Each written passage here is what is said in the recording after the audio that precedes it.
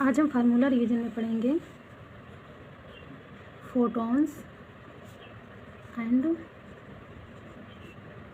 Photo electric effect के फार्मूले। Photo electric effect के फार्मूले, ठीक है। Photons and photo electric effect के फार्मूले। तो पहला देखते हैं। देखिए, जो एनर्जी ऑफ फोटॉन्स की होती है वो डायरेक्टली प्रोपोर्शनल होती है फ्रीक्वेंसी के, इक्वल टू डायरेक्टली प्रोपोर्शनल होती है किसके, फ्रीक्वेंसी की, ठीक है। तो इसको कैसे लिख सकते हैं, equal to H U. H क्या होता है, प्लैंक कांस्टेंट होता है। एच की वैल्यू कितनी होती है, एच की वैल्यू होती है 6.62 इंटू 10⁻34।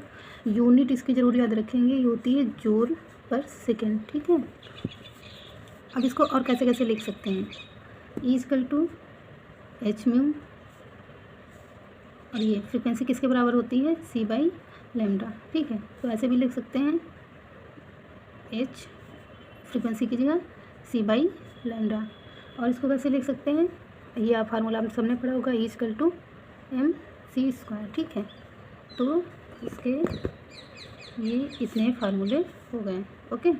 इक्वल टू ये प्लैंक कांस्टेंट हो गया इंटू फ्रीक्वेंसी, और equal to H C by lambda equal to M C square. Second देखते हैं, kinetic mass of photons. Kinetic mass of photon, ठीक, काइनेटिक मास ऑफ फोटॉन्स।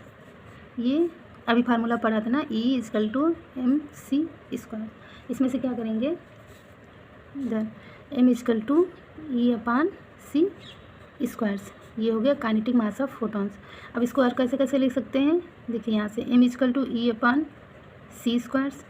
अब अगर यहाँ पर देखें तो ई अपान सी इंटू सी लिख सकते हैं, ठीक है, सी इंटू सी लिख सकते हैं वैसे, और यहाँ से सी इंटू सी लिख सकते हैं। और सी क्या होता है, फ्रीक्वेंसी इंटू वेवलेंथ।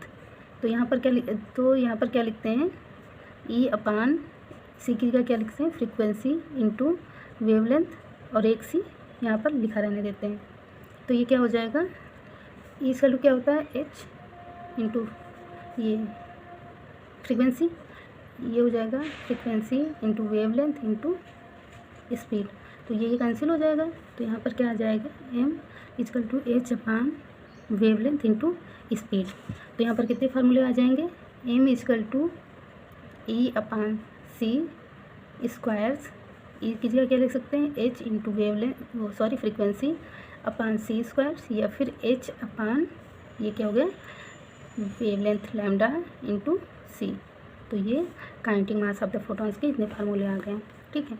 नेक्स्ट क्या देखते हैं, 3 पर लीनियर मोमेंटम ऑफ फोटॉन। इससे भी बहुत ज़्यादा क्वेश्चन आते हैं, लीनियर मोमेंटम ऑफ फोटॉन, ठीक है। मोमेंटम क्या होता है, P equal to mass into speed, ठीक है। ये मेन फार्मूला होता है। अब इसको देखिए कैसे कैसे लिख सकते हैं, ये होता है E equal to M C square होता है। तो यहाँ से क्या लिख सकते हैं, ई अपान एम, एक सी इधर ले आते हैं नीचे, इंटू एक सी इधर रहने देते हैं, ठीक है। तो यहाँ पर क्या लिखते हैं, एम ई सी की जगह क्या लिखते हैं, ई अपान एम इंटू सी। यहाँ पर मास तो कैंसिल हो जाएगा, तो ये आ जाएगा ई अपान सी, ठीक है। और ई की जगह क्या लिख सकते हैं, एच म्यू अपान सी, एच, और इसकी जगह क्या लिख सकते हैं, लैम्डा। तो एच अपान क्या हो जाएगा, लैम्डा। तो टोटल कितने फार्मूले आ गए लीनियर मोमेंटम के, P equal to M into C, या फिर ई अपान सी, या फिर एच म्यू अपान सी, और ये या फिर एच अपान लैम्डा, ठीक है। तो जैसे क्वेश्चन में पूछा जा रहा है या फिर वैल्यूज दी हैं उस हिसाब से हम निकाल लेंगे। नेक्स्ट क्या देखेंगे, वर्क फंक्शन। वर्क फंक्शन, इस पर भी बहुत ज़्यादा क्वेश्चन आते हैं मॉडर्न फिजिक्स में। तो ये देखेंगे वर्क फंक्शंस, ये क्या है, W equal to H into frequency, ये क्या होती है, थ्रेशोल्ड फ्रीक्वेंसी होती है, ठीक है। या फिर फ्रीक्वेंसी की जगह क्या लिख सकते हैं, एच सी अपान लैम्डा, ये भी थ्रेशोल्ड वेवलेंथ होगी, ये ऐसे, ठीक है। यहाँ पर एच सी की वैल्यू क्या लिख सकते हैं, 12375 यूनिट जरूर याद रखेंगे, इलेक्ट्रॉन वोल्ट, ये एंगस्ट्रॉम्स में है। या फिर इसकी अप्रॉक्सीमेट वैल्यू 12400 भी लिख सकते हैं, ये भी इलेक्ट्रॉन वोल्ट एंगस्ट्रॉम्स में है। अगर इसको नैनोमीटर में लिखना है तो ये 1240, ये इलेक्ट्रॉन वोल्ट, ये नैनोमीटर में हो जाएगा, ठीक है। नेक्स्ट क्या देखते हैं, आइंस्टीन इक्वेशन से। ये इससे तो क्वेश्चन बहुत ही ज़्यादा आपने लगाए होंगे, तो दिया होगा E इक्वल टू W मतलब work function into maximum kinetic energy. इससे तो बहुत ज़्यादा क्वेश्चन आते हैं। ये क्या हो गया, वर्क फंक्शन, और ये क्या हो गया, के मैक्स काइनेटिक एनर्जी, ठीक है। और इसको कैसे लिख सकते हैं, एनर्जी की जगह एच म्यू, यहाँ पर थ्रेशोल्ड वेवलेंथ या फिर फ्रीक्वेंसी, और ये के मैक्स, ठीक है। नेक्स्ट क्या देखते हैं, power emitted by bulb. Power emitted by bulb, power equal to energy emitted, कितनी एनर्जी निकल रही है, और ये कितने टाइम में निकल रही है, ठीक है। तो power equal to N E upon T. और इसको कैसे लिख सकते हैं, ये एनर्जी को पावर के नीचे ले आइए, तो N upon T equal to P upon E.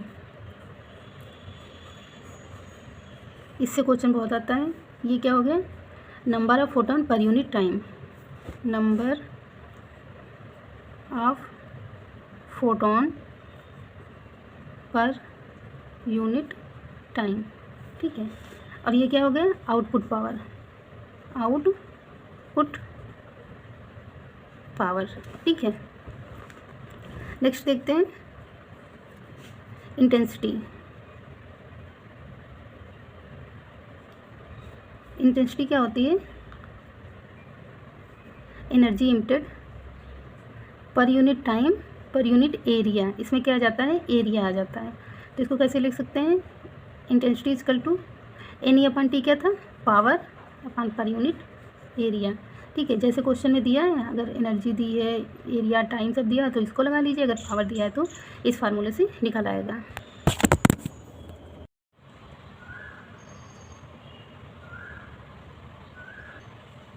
Next क्या है, लैम्डा मिनिमम इक्वल टू 12375, ये डायरेक्ट पूछ लिया जाता है, अब डायरेक्ट फार्मूले से आंसर निकल आता है। इसका अप्रॉक्सीमेट वैल्यू लिख सकते हैं 12400 अपान